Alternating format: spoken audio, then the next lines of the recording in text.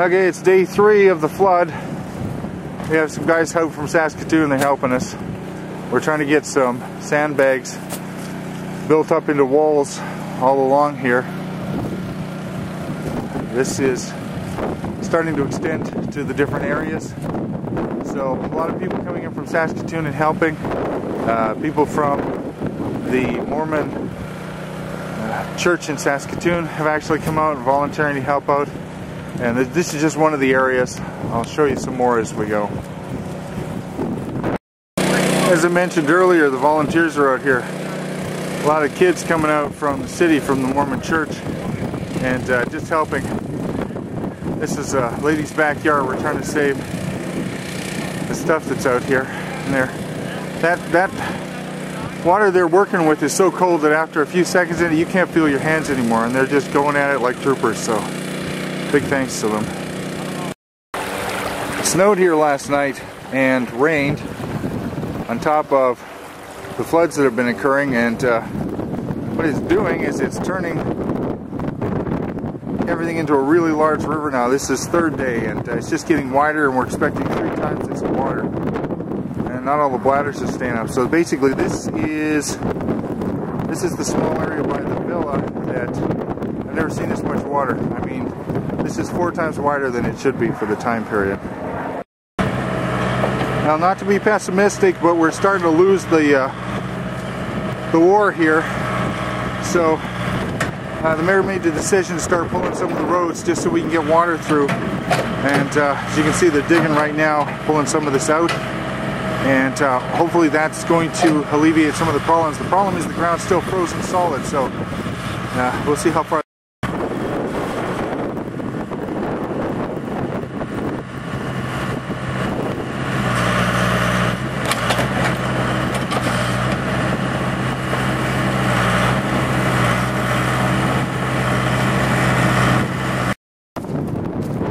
To top things off today, we have a really nice winter storm that came out of nowhere and is pounding everything. That used to be one of the roads into the lift station. That little house on top actually has all of our water and sewer pumps underneath. So if we lose that, the water starts pouring in. We lose water and sewer to the whole town. This was a road a few hours ago. We had to tear it out just because that's the only way to let this kind of water through. You can see what's passing through here right now. That's about 10 feet across. That's the water flowing just through this area of town alone. It's a lot worse than the other areas, so we managed to get a build up around there. The kids did a good job of building it up for us, and it's all going out that way. We've lost roads all the way down. Most of the back roads are passable all through, and houses are filling up with water. So I don't know if you can hear this very well because of the windstorm, and now I'll go some other places in town. This is back at the start of the area of town where a lot of this comes through. So this is where it is at the moment, and I think we are honestly losing the battle against some of the houses over here in the background. The water just keeps coming up, and it doesn't look like we're winning. But we're going to keep at it. Chances are we'll be losing this road too. You can see that it's coming up over there. So as we need it, we'd rather not cut into them if possible, but you can see down here. Last night we were setting these up at 3 in the morning because the water was on the other side of those bags. And now, as you can see, the water is past these bags. They're doing a good job of holding it back, but still, I mean, when you're up against that, there's not a whole lot we can do about this, so we're giving it a shot. I'll just do a quick pan here so that you can see where we're at the moment. And then I'm going to spend some time getting the food around to the guys. Just a little too long in my personal opinion. Thought I'd do a quick shot of this. One of the neighbors put this up on their garage. Everyone's been sandbagging around the house at the back right now, so I thought it was really nice of them to put that up. I'll show you their backyard. This is their backyard. Well, this was their backyard. And seems to be holding at the moment. We'll see how it goes. Unfortunately, we have 3 days until this crests, so we'll see what happens.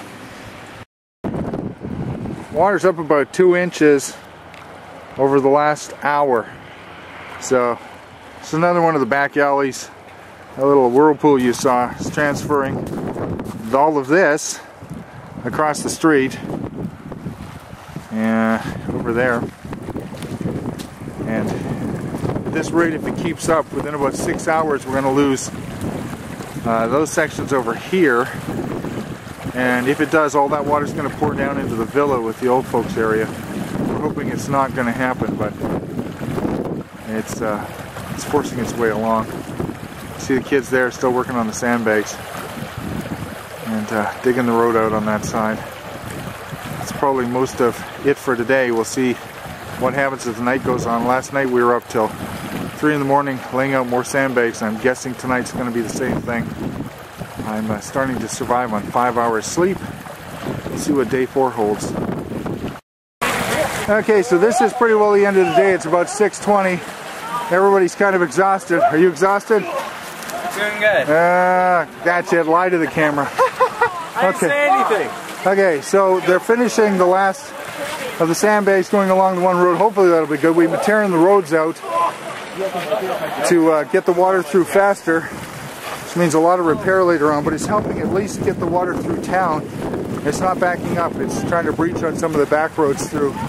But there's where we're sitting so far. And we'll put up tomorrow's if the flood gets worse.